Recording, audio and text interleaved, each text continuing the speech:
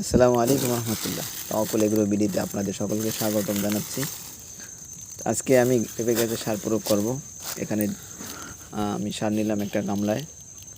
এটা হলো হিমুক অ্যাসিড, এটা হলো আপনার বোরন সার, এটা হলো জিপসাম, আর নিচে আছে ইউরিয়া, টিএসপি, এমওপি, এগুলো আছে। এই সারগুলো আজকে মিক্স করে আজকে গাছে প্রয়োগ করব। আপনার যে পানির সাথে সালফারও দেওয়া যায়, থিওবিট, সালফার এগুলো দেওয়া যায়, দিতে পারেন।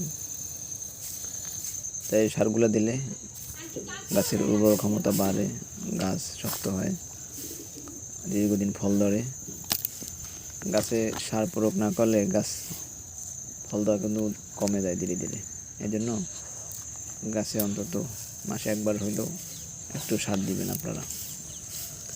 এরকম করে সার দিবেন, আমি যেরকম দিচ্ছি ঋণ আকারে দিয়ে তারপরে মাটি দিয়ে এটা সারটা ঢেকে দিবেন।